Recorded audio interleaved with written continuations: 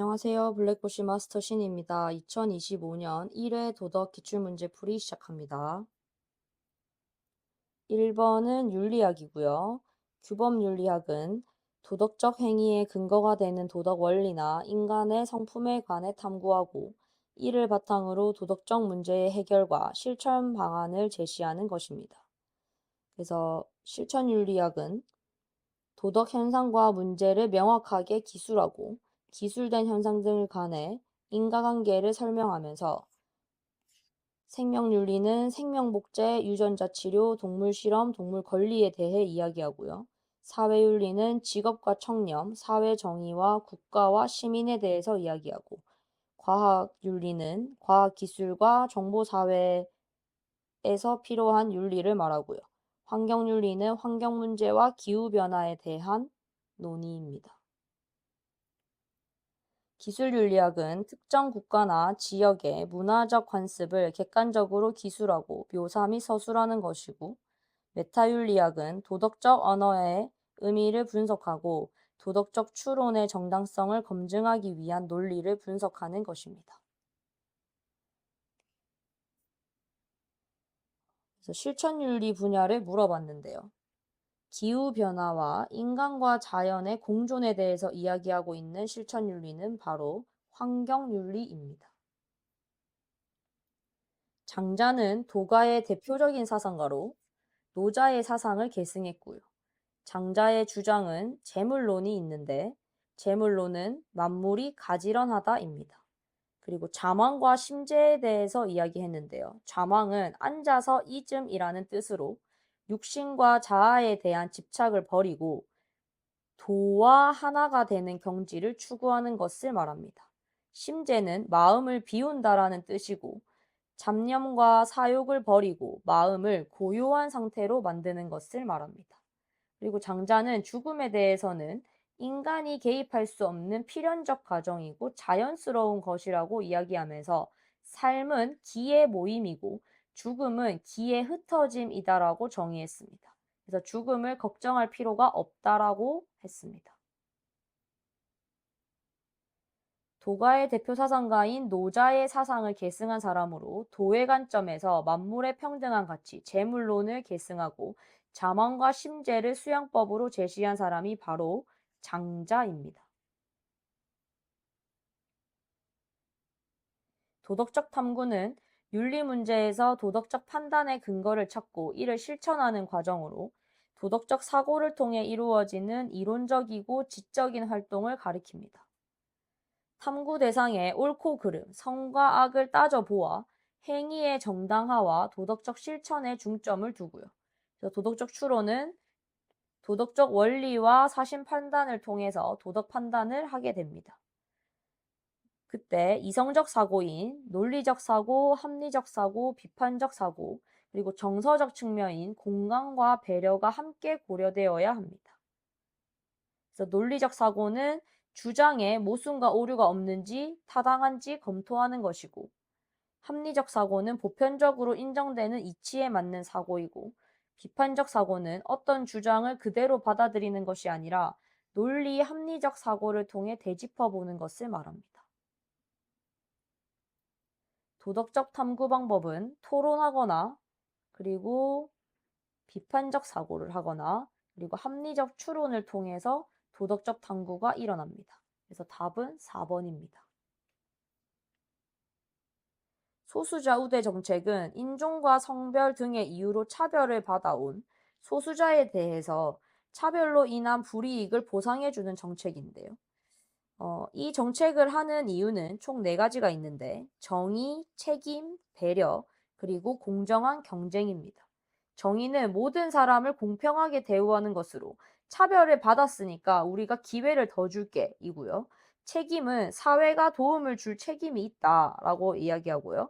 배려는 소수자의 상황을 이해하고 배려해야 한다라고 주장하고요.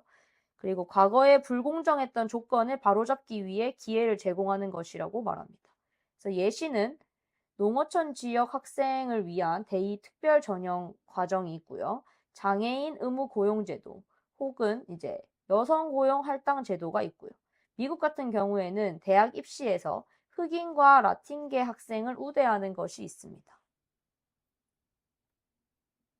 기획에 들어갈 내용은 여성고용 할당제도, 농어촌 특별전형제도, 장애인 의무고용 제도이고 환경영향평가 제도는 아닙니다. 의무론적 윤리관의 대표적 사상가는 임마누엘 칸트고요. 결과보다는 동기와 의무를 중시하고 어떤 행위가 도덕 법칙에 부합하면 그냥 옳다고 봅니다. 그래서 행위 자체가 도덕적으로 올바르다면 그 결과가 나빠도 괜찮다 라고 이야기를 하고, 해야 할 일은 해야 하며 옳은 일은 결과와 상관없이 해야 한다라고 주장하는 것이 칸트의 의무론적 윤리관입니다. 그래서 행위의 옳고 그름은 결과와 상관없이 선의지에 근거하여 행위할 때만 그 행위가 도덕적 가치를 지닌다는 의무론적 접근입니다. 통일한국의 의미는 한민족의 제도약이고 지구촌 평화의 이바지며 우리 민족의 동질성 회복입니다. 그래서 이러한 통일한국이 지향해야 할 가치는 평화, 자유, 인권, 정의이고, 통일한국의 미래상은 수준 높은 문화국가, 자주적인 민족국가, 정의로운 복지국가, 자유로운 민주국가입니다.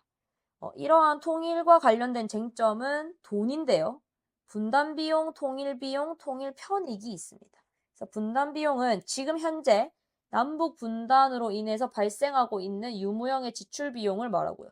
통일비용은 통일을 했을 때 들어가는 비용을 말하고요. 그러면 통일편익은 뭐냐면 통일로 얻게 되는 편리함과 이익을 말합니다. 그래서 이러한 통일을 위한 노력에는 개인은 통일에 대해 관심을 가지고 군사안보 측면에서 북한을 경계의 대상이긴 하지만 북한 주민은 화해와 협력의 대상으로 인식하는 것이 중요합니다. 그리고 통합 과정에서 북한 주민을 이해하려는 열린 자세가 필요합니다. 국가는 통일 필요성에 대해 국민이 인식하도록 독려하고 튼튼한 안보 기반을 구축하면서 평화적 통일을 준비해야 하며, 동북아시아와 국제사회의 긴밀한 협력 관계로 우호적인 통일 환경을 조성해야 하고, 남북 교류와 협력으로 긴장감을 해소하면서 신뢰를 형성하는 것이 필요합니다.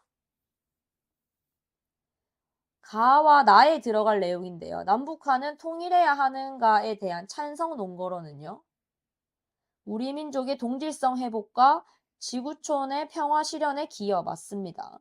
그리고 반대는 통일 과정에서 정치적 혼란이 초래될 수 있는 것이 사실은 이제 반대 논거고요. 통일 비용보다 통일 편입이 크다면 이것은 바로 찬성 논거가 되겠죠. 그래서 답은 3번입니다. 청렴은 행동이 맑고 깨끗하며 탐욕을 부리지 않는 상태를 말하고요. 모든 사회 구성원에게 요구되지만 특히 공직자에게는 강하게 요구됩니다. 그래서 반부패, 투명성, 공정성, 책임성을 모두 포함하는 개념이고, 정약용은 목민 간의 임무로 전용을 이야기하면서 청렴을 덕목으로 삼아야 한다고 주장했습니다.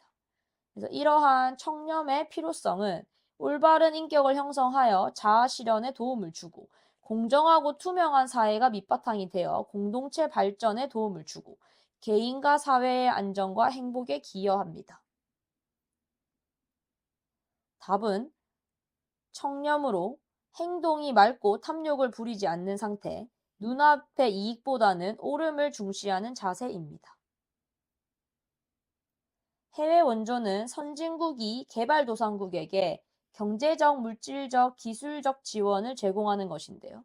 이에 따른 3명의 학자가 있습니다. 그래서 싱어, 롤스, 노직인데요. 싱어는 공리주의 관점에서 해외 원조는 필요하다.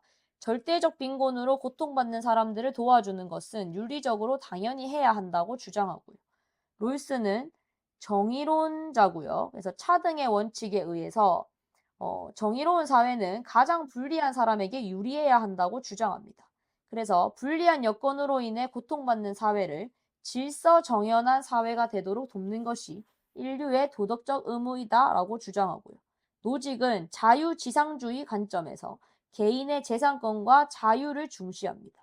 그래서 해외 원조는 자유적 선택이다. 강요할 필요는 없다. 강요는 개인의 자유를 침해하는 것이다. 라고 주장했습니다. 싱어는 공리주의 입장, 빈곤으로 고통받는 사람을 도와줘서 고통을 경감시키는 것이고요. 롤스는 불리한 여건으로 인해 고통받는 사회를 질서 정연한 사회가 되도록 돕는 것이라고 했습니다. 국제관계에 대한 관점인데요. 현실주의는 모겐소는 국제정치는 국가 이익의 관점에서 정의된 권력을 위한 투쟁이다. 그래서 국가의 이익과 도덕성이 충돌할 때 국가의 이익이 우선시다. 그래서 국가는 이기적인 인간들로 구성되어 있고 세계도 자국의 이익을 추구하는 국가들로 이루어진 것이다. 라고 주장하고요. 이상주의는 칸트로 국제 분쟁은 국가 간 도덕성을 확보해야 해결된다고 주장합니다. 그래서 국가의 이익보다는 보편적 가치가 먼저이고 이성적인 대화와 협력으로 제도를 개선하면 분쟁은 해결될 것이라고 봅니다. 다음에서 설명하는 국제관계를 바라보는 관점은 국가는 자국의 이익만을 추구하며 국가 간의 힘의 논리를 강조하고 평화는 힘의 균형을 통해 전쟁을 예방 또는 억지, 방지하는 것이다라는 것인데요. 그래서 답은 현실주의입니다. 인공 임신 중절이 뭐냐면 임신 중에 태아를 인공적으로 산모의 몸 밖으로 분리시켜서 임신을 끝내는 행위. 그래서 낙태를 말합니다. 이 인공 임신 중절을 찬성하는 입장은 여성의 선택과 권리라는 입장에서 중시하는데요. 소유권으로 여성은 자기의 몸에 대한 소유권을 가지고 태아는 그저 여성의 몸의 일부일 뿐이다 라고 주장을 하면서 여성이 태아를 생산하기 때문에 태아에 대한 권리가 여성에게 있다고 말하고요. 여성은 자신의 삶을 스스로 선택할 수 있고 여성과 남성은 동등한 권리가 있기 때문에 자유롭게 결정이 가능하다. 그리고 원치 않는 임신이나 강간과 같은 범죄에 대한 자기 방어의 권리가 있고 사생활이기 때문에 자유롭게 선택하면 된다는 것이 바로 찬성 논거입니다. 반대 입장은 태아를 인간으로 보고 생명을 강조하는 입장으로 모든 인간의 생명은 존엄하며 태아도 인간이기 때문에 생명권이 있다. 그리고 이러한 생명권은 그 어떤 권리보다 우선되기 때문에 여성보다 태아의 생명권이 먼저이다. 라고 주장하고 태아는 태어나서 한 사람의 성인으로 발달할 잠재성이 있기 때문에 함부로 죽여서는 안 된다. 이고요. 그래서 이 무고한 태아를 해쳐서는 안 됨이라고 주장합니다. 문제는 인공 임신 중절의 찬성 논거에 해당하는 것을 말하는 학생이었는데요. 답은 3번으로 태아는 여성 신체의 일부일 뿐이다. 그래서 여성은 선택하면 된다고 주장하고요.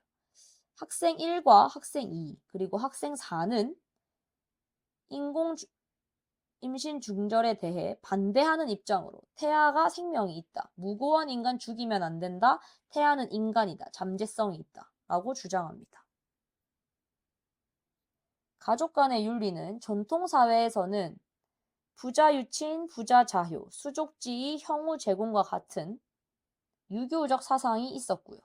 현대사회는 가족 구성원은 서로 사랑, 배려, 존중, 책임의 덕목을 실천해야 하며 부모는 자녀를 독립적인 인격체로 존중하고 신체와 인격을 건강하게 양육해야 한다고 말합니다. 그리고 부모는 모범적으로 자신의 역할에 최선을 다하고 자녀를 정의와 사랑으로 대해야 한다고 주장하고요. 자녀는 부모에 대해 언제나 감사한 마음을 가지고 효도하며 형제 자매 간에는 우애 있게 지낸다. 입니다. 그래서 가족 간에 지켜야 할 바람직한 자세는 부모는 자녀를 독립된 인격체로 존중하고 가족 구성원들은 서로에 대한 배려가 필요하다고 말하는 기흥, 니은이고요. 부모는 자녀의 미래를 일방적으로 결정하면 안 되고 대화를 통해서 같이 의논해야 합니다. 그리고 가족 간의 갈등이 발생하면 대화를 회피하면 안 되고 대화를 통해서 해결하려고 노력해야 합니다. 윤리적 소비는 소비를 하기 전 타인, 사회, 환경, 인류의 바람직한 방향인지 그 가치를 판단하고 소비하는 것으로 녹색 소비와 착한 소비가 있습니다. 녹색 소비는 환경을 생각하고 미래 세대까지 고려하는 것이고, 착한 소비는 불공정 무역 제품을 구매하지 않고 공정 무역 제품을 구매하는 것을 말합니다. 윤리적 소비의 특징은 인권과 정의를 고려하고 공동체적 가치 추구, 동물 복지 고려, 그리고 환경 보존 추구가 있습니다. 그래서 이러한 윤리적 소비의 실천 방안은 공정무역, 공정여행, 그리고 로컬 푸드 운동, 자원 절약과 재활용, 친환경 제품, 그리고 동물의 생명을 존중하고 고통을 최소화하는 상품, 환경을 오염하지 않는 방식으로 생산된 제품을 말합니다. 윤리적 소비를 실천하기 위한 방법으로 적절한 것을 먼저 볼게요.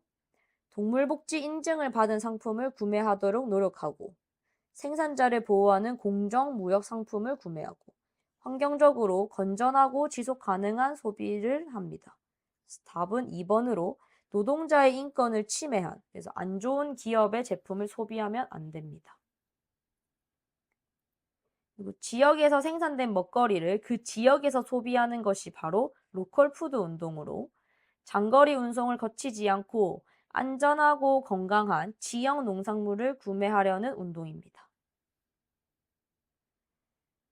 종교 갈등을 해결하기 위한 바람직한 자세는 대화를 통해 다른 종교에 대한 이해를 높이고 사랑과 평화와 같은 가치를 실천하고 다른 사람의 종교에 대해 인정하고 존중하고 타 종교에 대해 관용의 태도를 지니고 종교 간의 차이를 이유로 타인을 억압하지 않는 것입니다. 그래서 관용은 자신과 생각이 다른 사람, 신념이 다른 사람, 행동이 다른 사람을 이해하고 받아들이는 태도입니다.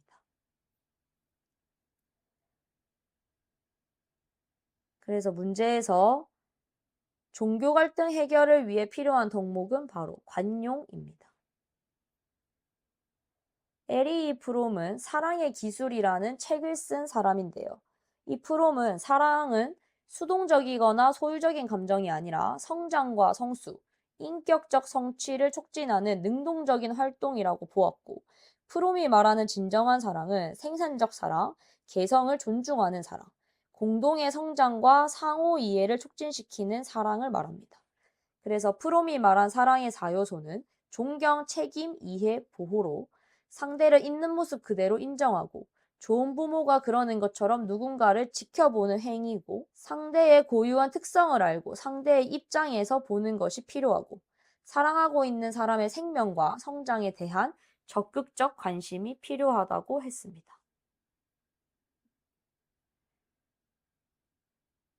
프롬에 대한 진정한 사랑에 대한 질문에 대답하시온데요. 보호와 이해 요소를 포함하는 것이라서 이게 포함해야 돼요. 예예요, 예. 그리고 행동의 책임 맞고요. 그 다음에 관심을, 상대방의 성장에 관심을 갖는다. 맞아요. 그래서 2점입니다.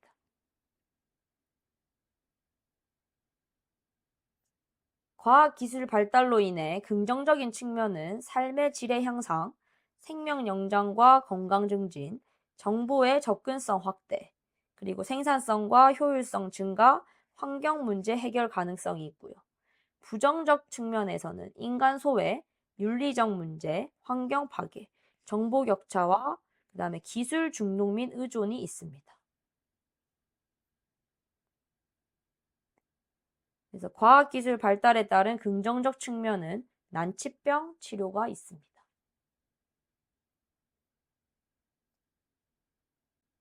정보에서 윤리적 쟁점은 정보 공유론과 정보 사유론이 있습니다. 정보 공유론은 정보는 모두의 것이므로 널리 공유해야 한다고 주장하면서 정보 이꼴 공공재라고 이야기합니다. 그래서 정보를 공유할수록 지식과 기술의 발전에 촉진시킨다. 그리고 정보 격차 해소에 도움이 된다. 예시는 공공도서관의 무료 인터넷과 공공기관의 열린 데이터가 있습니다. 정보 사유로는 정보는 개인의 창작물이기 때문에 보호받아야 한다. 그래서 정보는 사유재다. 그래서 재산권을 보호해야 하며 창작자의 경제적 이익을 보장하면 창작 의욕이 높아지고 그래서 정보의 질이 더 향상될 것이다. 그래서 무단 공유는 창작자의 권리를 침해하는 것이다라는 걸 인지해라고 합니다. 그러면서 예시는 책에 대한 저작권, 특허권이 있는 발명, 그리고 유료 영화나 음악 콘텐츠가 있습니다. 16번은 정보의 공유를 강조하는 입장인 정보 공유론인데요. 정보 공유를 통해 정보 격차에 따른 불평등을 해소할 수 있고요. 그리고 정보는 공공의 이익을 위해 사용되어야 한다고 합니다. 그래서 답은 둘 다 예라고 대답한 1번입니다. 시민의 정치 참여에 대한 필요성인데요. 민주주의 실현을 위해 시민의 정치 참여는 필요합니다. 그래서 시민이 참여하지 않는 민주주의는 껍데기뿐인 민주주의다라고 말하고요. 공익 실현, 공공의 성과, 그리고 정의로운 사회를 위해 시민의 정치 참여는 필요합니다. 정치적 무관심은 나쁜 정치를 낳기 때문에 시민 참여를 통해 정치의 균형과 감시를 해야 한다고 얘기하고요. 그리고 민주시민으로서의 정치 참여는 책임과 의무로 국민 주권의 원리에 따라 모든 시민은 공동체 운영에 참여할 책임이 있습니다.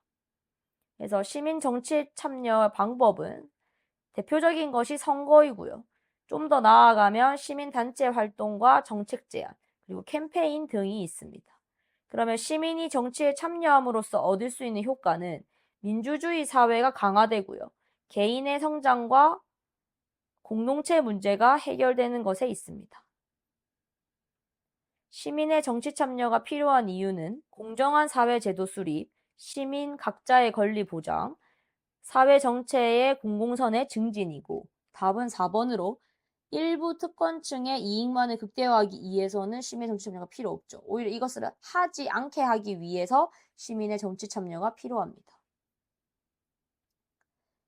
요나스의 책임 윤리는 너의 행위의 결과가 미래에 지구상에서 인간이 살아갈 수 있는 가능성을 파괴하지 않도록 행위하라는 것으로 책임의 범위가 인간과 현 세대에 있었던 전통적 윤리 간의 한계를 깨고 자연 전체와 미래 세대로 확대한 것입니다.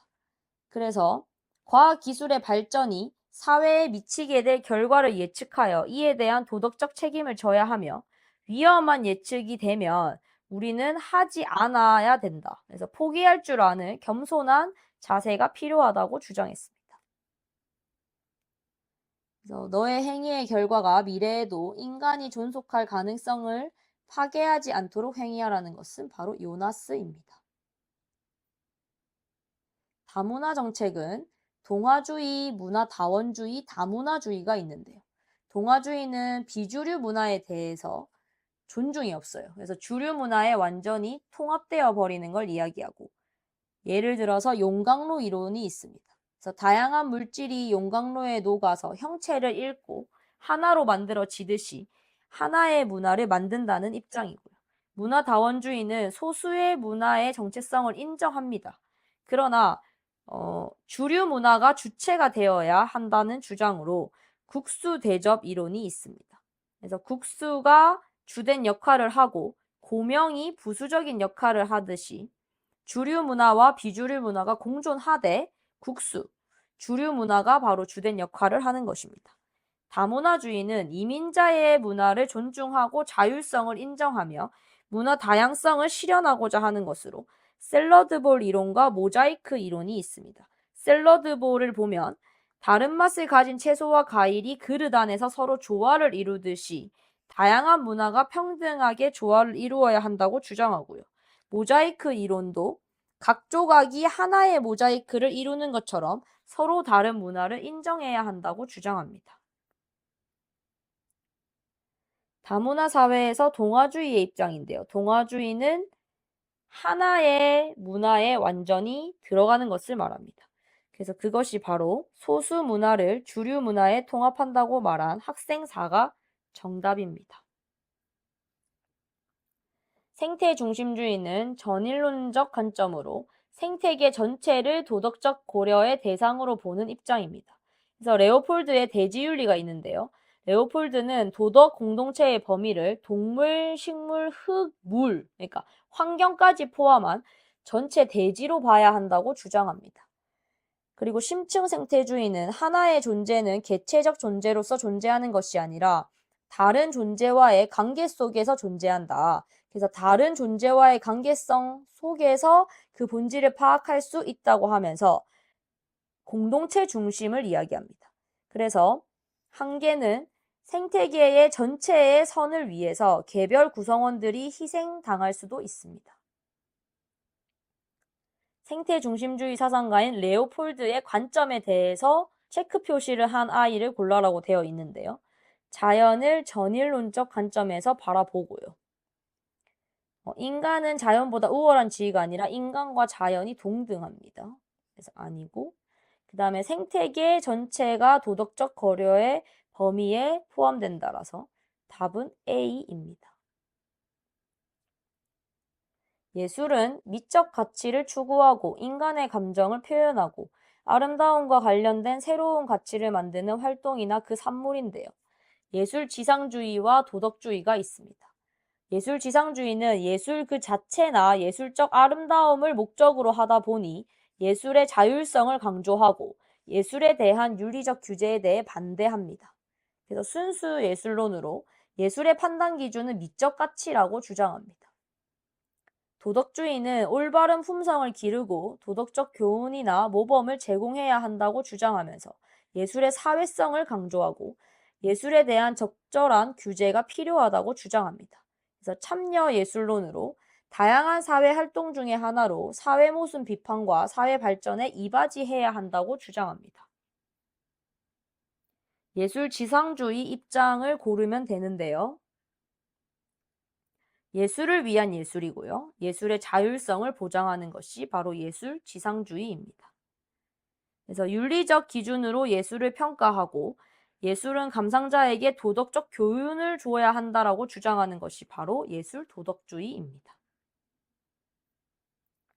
공자는 대표적인 유교 사상가로 중국 춘추시대 사상가고요. 유교를 체계화했습니다. 도덕성 회복을 위해 인가예의 실천을 강조했고 제자들이 엮은 책 논어에 그의 사상이 잘 나타나 있습니다. 공자가 제시한 모두가 더불어 잘 사는 사회는 바로 대동사회로 인륜이 실현된 사회이고요. 공자는 정명사상을 주장했는데요. 임금은 임금다워야 하고 신하는 신하다워야 하며 부모는 부모다워야 하고 자식은 자식다워야 한다고 주장했습니다.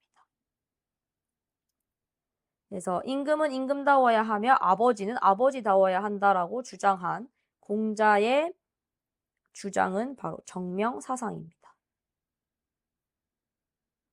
동물중심주의는 도덕적 고려 대상이 인간과 동물까지고요. 그래서 싱어는 이익평등의 고려 원칙에 근거하여 쾌고 감수 능력을 지닌 동물도 인간과 같이 대우하자. 그래서 만약에 인간과 다르게 대우한다면 종차별주의다. 그리고 레거는 이 일부 동물이 삶의 주체로 살아가는 것을 봤을 때 그 자체로 본래적 가치를 지닌다고 주장합니다. 그래서 동물도 권리가 있다입니다. 그래서 이러한 동물 중심주의 학자들 입장에서 동물 실험 반대 논거는 인간과 동물은 생물학적으로 차이가 있어 실험의 결과를 인간에게 적용하기가 어렵다. 그리고 목적이 불분명하므로 동물이 불필요한 고통을 당할 수 있다. 그리고 실험용 동물에게도 정서적 문제가 발생할 수 있고 동물은 그 자체로 삶의 주체이기 때문에 도덕적 고려 대상에 포함된다고 주장합니다. 그래서 동물 중심주의 입장에서 동물 실험을 반대하는 논거. 그래서 동물의 권리 침해할 수 있고 동물에게 불필요한 고통을 주고 동물은 삶의 주체로서 도덕적 고려 대상에 포함된다. 가 맞고요. 그래서 답은 2번으로 동물 실험으로 의료기술을 발전시킬 수 없다입니다. 다음 평화이고요. 칸트는 영구 평화론을 주장합니다. 인간은 이성적 존재이므로 평화 실현이 가능하다. 평화 연맹이 구성되면 폭력과 전쟁에서 벗어날 수 있다. 그래서 환대권, 이방인이 다른 나라에서 평화적으로 행동하는 한 적대적으로 대우받지 않을 권리가 바로 환대권입니다. 갈등의 평화는 두 가지인데요. 소극적 평화는 전쟁, 테러, 범죄 등과 같이 직접적이고 물리적인 폭력이 없는 상태를 말하고요. 적극적 평화는 직접적인 폭력뿐만 아니라 사회의 구조적, 문화적 폭력이 없어져서 인간적인 삶이 가능한 상태를 말합니다. 평화를 소극적 평화와 적극적 평화로 구분하고, 적극적 평화는 직접적 폭력과 간접적 폭력이 모두 사라진 상태라고 주장한 사람은 바로 갈퉁입니다. 자, 그럼 여기까지 2025년 1회 도덕 기출문제 풀이였습니다. 파이팅입니다.